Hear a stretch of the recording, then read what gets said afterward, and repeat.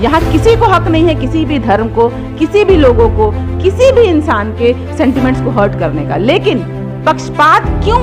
अगर एक मुसलमान किसी हिंदू के धर्म को ट्वीट करता है तो उनके लिए जेल है, और एक हिंदू अगर किसी मुसलमान को ठेस पहुंचाता है, वो भी बड़ी बेशर्मी से, उसके लिए बेल है, उसके लिए जेल नहीं है। क्यों है ऐसी पक्षपातता? क्यों 2018 2014 के बाद क्या हम इस देश के नागरिक नहीं हैं? क्या मुसलमान इस देश के नागरिक नहीं हैं? बात सिर्फ मुसलमान हिंदू की नहीं है।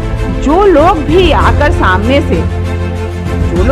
सामने से भाजपा के खिलाफ बोलते हैं या वो लोग सच्चाई को उजागर करने की कोशिश करते हैं तो उनका हाल क्या हो जाता है? 2024 में ये टिकने वाले नहीं है। खुद ये सोचें कि 2024 के बाद जब ये लोग जॉबलेस होंगे तो किसके दफ्तरों में जाकर नौकरी करेंगे? सोफिया जी, 3 दिन में 2 बड़े नामों को अरेस्ट किया गया है, तिस्ता शीतलवाद और मोहम्मद जुबैर। क्या लगता है भारत में क्या एक तरह की इमरजेंसी का हम लोग नज़ारा देख रहे हैं? तीसरा अरेस्ट सोफिया खान का भी हो सकता है, क्योंकि सोफिया खान भी सच बोलती है, और इस देश में 2014 के बाद जो लोग ने भी जिसने भी सच कहा है, वो आमिर खान हो, शाहरुख खान हो या बड़े बड़े सेलिब्रिटीज़ हों, जिन्होंने आज सच बोला है, आज उनकी जो दुर्गति हुई है आप इस तरह से कर दिया जाता है ताकि लोग डर के बोलना छोड़ दें। जो भी पावरफुल लोग हैं, जिनकी बातों का असर होता है जनता के ऊपर, जिनकी बातों का एक इम्पैक्ट हो सकता है मासेस के ऊपर, उनको कुछ ना कुछ करके या तो उनको जेल में भर दिया जाता है, या उनके खिलाफ केस हो जाता है, या उनको ऐसे परिस्थिति में रख दिया जाता है, उनकी जॉब ले ली जाती है, या कुछ भी जिससे वो चुप हो जाएं और उनको देखकर 10 और लोग चुप हो जाएं, ताकि देश में जो मनमानी चल रही है, इनकी जो मन की बात चल रही है, वो जन की बात ना हो। ये तो हमें बिल्कुल स्पष्ट है कि ये जो देश में हमने देखा, हाल में ही नुपुर शर्मा ने बड़ी बेबाकी से लाइव टीवी पर, पूरे सिर्फ देश में नहीं बल्कि विदेशों में भी जो देखा जाता है जो टीवी, उसमें बैठकर हमारे मोहम्मद सल्लल्लाहु अलैहि वसल्लम को, एक धर्म के प्रॉफिट को बड़ी बेशर्मी के साथ जलील किया। उनको ही नहीं बल्कि मुझे लगता है हिंदुस्तान ही नहीं बल्कि पूरे विदेश में, पूरे वर्ल्ड के मुसलमानों को जलील किया गया और उनके खिलाफ एक एक्शन तक नहीं हुआ। हाँ, ये अलग बात है कि जब फॉरेन कंट्री से जब कुछ थोड़ा बहुत दबाव आने लगा तो नुपुर शर्मा को भाजपा से हटा दिया गया, शायद कुछ दिनों के लिए, बाद में वो फिर ले लेंगे, वो उनकी बात है। लेकिन कल मैंने पढ़ा, मुझे बहुत ताज्जुब हुआ कि एक 2018 में एक मोहम्मद जुबैर जो बहुत बेबाकी से अपनी बातों को रखते हैं, मैं उनको भी सलाम करूंगी, कि उन्होंने एक जो ट्वीट किया था, उस ट्वीट को लेकर आज उनकी गिरफ्तारी हो जाती है। और जहां नुपुर शर्मा के लिए लोग, सैकड़ों तादाद में लोग प्रोटेस्ट कर रहे हैं, कई लोग इनफैक्ट मरे भी हैं, बहुत अफसोस की बात है, काफ़ी फायरिंग भी हुई, कई नौजवान बच्चे, छोटे बच्चों को मारा गया, जेलों में भरा गया, बुलडोज़र चलाया गया, और बहुत सारी परेशानियों से लोगों को गुजरना पड़ा। ऐसे स्थिति के बाद भी नुपुर शर्मा के लिए मैंने ये भी सुना कि कई FIR हुए, कई लोगों ने इसको लेकर केस किया था, लेकिन इसमें तो जूं भी नहीं रहेगा। और आज यहाँ 2018 के ट्वीट को लेकर जो मुझे, जहाँ तक मैंने जानकारी ली है कि ये ट्वीट जो है एक मूवी का एक सीन भी था, कोई एक मूवी था, पुरानी मूवी थी, और उसमें फारूक शेख थे उसमें बाकायदा, और उसमें जो लफ्ज़ वो कह रहे हैं उस मूवी में, वही लफ्ज़ को ट्वीट किया गया है। हनुमान और हनीमून को लेकर एक कंट्रोवर्सी थी, हनीमून होटल को हनुमान होटल बोला उन्होंने।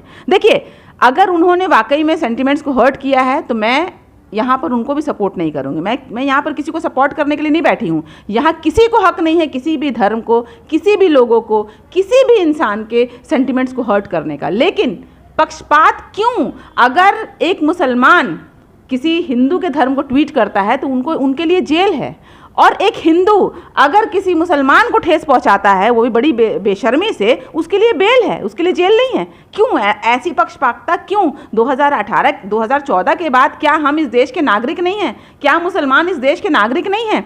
बात सिर्फ मुसलमान हिंदू की नहीं है। जो लोग भी आकर सामने से भाजपा के खिलाफ बोलते हैं या वो लोग सच्चाई को उजागर करने की कोशिश करते हैं तो उनका हाल क्या हो जाता है? आज देखिए आप तीस्ता शीतलवाद का हाल क्या हुआ। उनके लिए भी जेल में उनको भर दिया गया। उनके ऊपर भी आरोप लगा कि गुजरात राइट्स जो है उन्होंने एक फ्रेम किया था, उन्होंने एक कॉन्स्पिरेसी की थी। अरे भाई, आज आपके खिलाफ अगर कोई आईना दिखाता है तो उनको आप जेल में भर देते हैं। देखिए, अफसोस की बात यह है कि इस देश को 4 लोग चला रहे हैं। 4 लोग जो 2 लोग बेच रहे हैं और 2 खरीद रहे हैं। खरीदार कौन? अंबानी और अडानी, और बेच कौन रहा है? अमित शाह और नरेंद्र मोदी। तो क्या ये देश, पूरा देश जो है ये 4 लोगों के लिए है? क्या इसीलिए हमारे सेनानियों ने, इसीलिए हमारे जो पूर्वज थे, इस देश को आज़ादी क्या इन 4 के लिए दिलाई थी? ये हमें सोचनी होगी कि देश किस दिशा में जा रहा है। ऐसा नहीं है कि ये देश में मुसलमान को जलील करके, इस देश में मुसलमान को जिल्लत दे के, इस देश में मुसलमान को जेल में भर के, रस्तों पर प्रोटेस्ट करवा के अगर आप खुश हो रहे हैं तो आपकी बारी भी आने वाली है। इस बात को ध्यान रख लीजिए। मैं जो कह रही हूँ बहुत जिम्मेदारी से कह रही हूँ, आप लिख लीजिए। अगर ये माहौल चलता रहा तो ये वो दिन दूर नहीं है कि ये देश फिर से एक बार गुलाम होगा। खुदा ना करे ये गुलाम हो, लेकिन जिस दिशा में हम लेके जा रहे हैं अपने देश को, जिस दिशा में, जिसके हाथ में हमने सत्ता दिया है, जिस तरह से हमने अपने देश को जिस सत्ते में दिया है, जिनको भी दिया है, आप देख सकते हैं कि जीडीपी की हालत क्या हो गई। इस देश में जीडीपी की क्या हालत हो गई, महंगाई कहाँ चला गया, पेट्रोल, डीजल, दाल, आटा, चावल, गेहूं, शिक्षा, हर एक चीज़ जो है वो डाउन हुआ है। आप बताइए ना, डिमोनेटाइजेशन करके आपने क्या कर लिया? क्या कर लिया? क्या आपने रोजगार दिया? आपने कहा था कि बैंक भर जाएंगे गवर्नमेंट के बैंक भरे ना भरे, भाजपा के लोगों के बैंक जो है वो ज़रूर भर गए हैं, भाजपा के लोगों के पॉकेट ज़रूर भर गए हैं। अरे भाई, आपने सब चीज़ों की सब्सिडी बंद कर दी, आपने जो है रेवेन्यू बंद कर दिया, आपने देश में जो है पेट्रोल डीजल की महंगाई कर दी। तो ठीक है, महंगाई अगर कर दी तो इसका जो फायदा है वो तो कॉमन लोगों को दिखना चाहिए ना। आम लोगों को तो दाल जो है 10 रुपये किलो मिलना चाहिए, आम लोगों को आटा जो है 20 रुपये किलो मिलना चाहिए, आम लोगों के लिए जो घर का जो राशन है वो बिल्कुल सस्ते में मिलना चाहिए। तो क्यों महंगा होता जा रहा है? ये आम लोगों को बेवकूफ़ क्यों बनाया जा रहा है? क्यों लोग मन की बात आके करते हैं? क्यों हमारे प्रधानमंत्री मन की बात करते हैं? क्यों उन्होंने इधर इतने सालों में क्यों नहीं उन्होंने एक प्रेस कॉन्फ्रेंस किया? क्यों नहीं आकर उन्होंने बता दिया कि देश की जो ये दुविधा हुई है, देश की जो ये हालत हुई है, इसके जिम्मेदार कौन है? और इस देश में किस तरह से 2 करोड़ नौकरी कहाँ है भाई? कहाँ है 2 करोड़ नौकरी? 2 करोड़ छोड़ दीजिए आप। आज आपने जो अग्निपथ स्कीम निकाला, किस लिए निकाला? ताकि 4 साल वो काम करके उसके बाद पकौड़ा बेचें। ये पकौड़ा बेचने की तो आपने पहले ही दे दी थी, चाय बेचे, पकौड़ा बेचे। अरे आपने तो एम्प्लॉयमेंट पहले ही जनरेट कर दिया। 2 करोड़ लोग अगर पकौड़ा बेचेंगे तो वाकई में देश में जो है बहुत उन्नति होगी आपके हिसाब से। महिलाओं की सुरक्षा की अगर हम बात करें, क्या हुआ? जितने भी भाजपा के राज्य के लोग हैं वो लोग क्या करते हैं? आपने देखा कि किस तरह से हाथरस में बेटियों को बेटी पढ़ाओ बेटी बचाओ बोलना बहुत आसान है, लेकिन बेटी की इज्जत के साथ आप क्या खेल रहे हैं, क्या कर रहे हैं आप इस देश में? तो इस देश में अगर हम सवाल करें, अगर आज मैं सवाल करूंगी तो कल को मुझे भी जेल में भरा जा सकता है। अगर आपका चैनल, जैसे मैं जानती हूँ कि हालाते बंगाल और न्यूज़ टैग हमेशा ही सच के साथ रहा है, तो ये कोई बहुत बड़ी बात नहीं होगी, कल आप भी कटघरे के पीछे होंगे। तो इस तरह से जितने भी लोग हैं जो भाजपा के खिलाफ बोलेंगे वो एंटी नेशनल होंगे, जो भाजपा के खिलाफ बोलेंगे वो पाकिस्तान भेजे जाएंगे, जो भाजपा के खिलाफ बोलेंगे उनको जो है रस्तों पर उतर के प्रोटेस्ट करना होगा। तो क्या ये देश इसी दिन के लिए आज़ादी पाई थी हमने? क्या हम इसीलिए गर्व से कहते हैं कि हमारा देश महान? क्या ये भाजपा करने वाले लोग ही इस देश के नागरिक हैं? बाकी जितने भी माइनॉरिटीज़ के लोग हैं, हिंदू, मुस्लिम, जो लोग भी हैं, वो क्या, जो भाजपा विरोधी हैं, वो क्या देश विरोधी हैं? ये कब से हो गया? ये क्या हमारे देश में डेमोक्रेसी खत्म कर दी गई है? क्या ये किस दिशा में देश को ले जाने की ये साजिश कर रहे हैं? ये मुझे नहीं, ये आप सबको समझना होगा।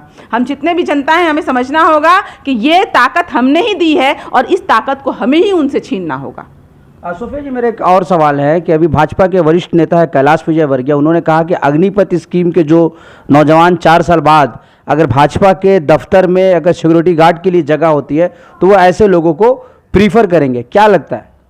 देखिए, मुझे बड़ी हंसी आती है, कभी कभी मैं दुख भी होता है और हंसी भी आती है। ये इतने बड़े बड़े जो दिग्गज नेता हैं भाजपा के, इन लोग जब भाजपा ज्वाइन करते हैं, मुझे लगता है इन लोगों को ये ट्रेनिंग दी जाती है कि ऐसा कुछ बोलिए कि लोग जो हैं वो बिल्कुल हाईलाइट हो जाइए, ऐसा कुछ बोलिए जो लोगों में विवादों या चर्चा में आप रहिए। तो ये बोलते ही ऐसा कुछ है।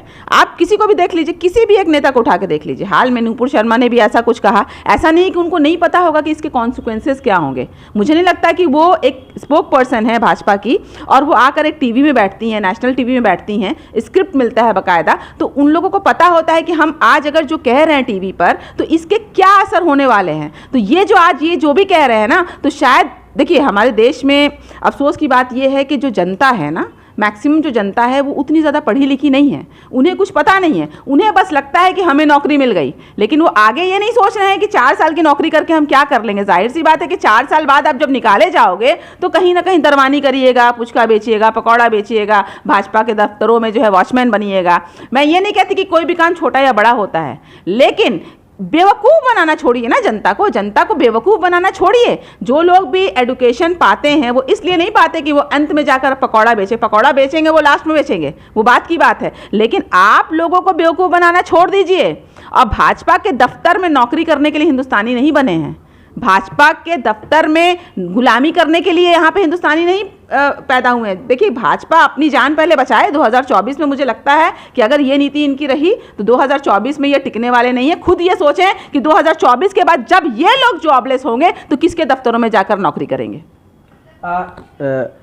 कश्मीर फाइल जो फिल्म आई थी, इसको लेकर प्रधानमंत्री मोदी जी ने कई बार इस फिल्म की तारीफ की और कहा कि सबको इस फिल्म को देखना चाहिए, एक फिल्म।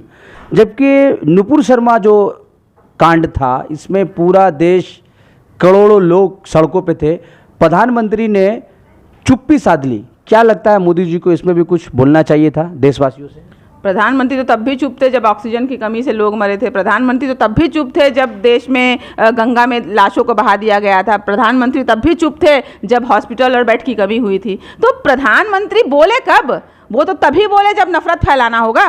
प्रधानमंत्री तो तभी बोलते हैं जहां पर उनको लगता है कि भाजपा की जो पॉलिसी है, नफरत वाली पॉलिसी, वो पॉलिसी को जब लोगों के सामने लाना होता है तब वो आकर टीवी में बोलना शुरू करते हैं। या उनको कुछ भी ऊल जलूल घंटी बजाना हो, कोरोना आया था तो घंटी और ताली बजाइए। अरे भाई, कौन, किस देश के प्रधानमंत्री इस तरह की बातें करते हैं? मुझे ये बताइए ना, किस देश के प्रधानमंत्री इतनी ज़्यादा जाहिलों वाली बातें करते हैं? और बात जाहिलों की भी नहीं है, इन लोगों की। मैंने जैसा अभी कहा कि भाजपा की ये पॉलिसी ही है कि उनके पास विकास की कोई बात है नहीं, रोजगार की बात है नहीं, उनके पास महंगाई कैसे कम होगी उसकी बात है नहीं, शिक्षा की बात है नहीं, महिलाओं की सुरक्षा की बात है नहीं। तो कुल मिला के कुछ तो बोलेंगे, तो बोलने के लिए क्या है? नफरत की बात है। जो लोग नफरत फैलाएंगे उसके कांधे में वो लोग थपथपी देंगे। तो कश्मीर फाइल के जो डायरेक्टर हैं उनको थपथपी दे रहे हैं, विवेक अग्निहोत्री को थपथपी दिया। भाई, और 10 मूवी बनवा लो ना, देश में राइट करवा दीजिए, देश में दंगे करवा दीजिए, देश में हिंदू मुसलमान की लड़ाइयाँ करवा दीजिए। यही तो करके वो 2024 में फिर से बने रहेंगे ना।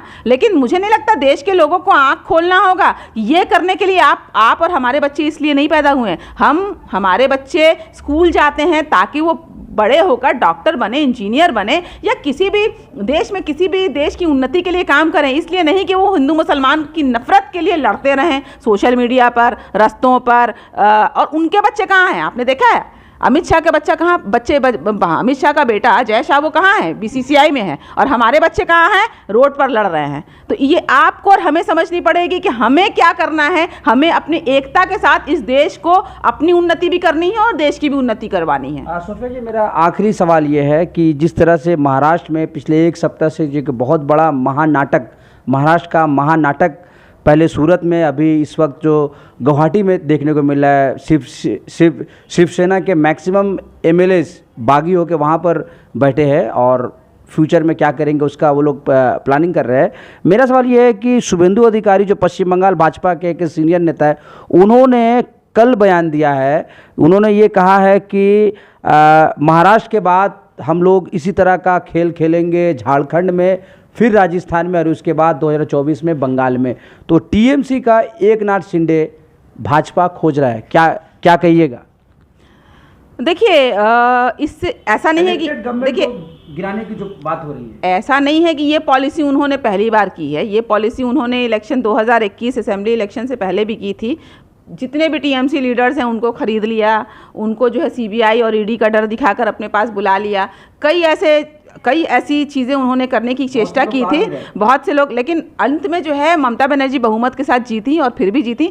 मैं पूरी तरह से मैं सिर्फ मुझे पूरा यकीन है कि बंगाल में इस तरह की वो कुछ कर नहीं पाएंगे। बाकी झारखंड, अगर ऐसा होता है तो झारखंड के लोग जो है वो होशियार हो जाएं।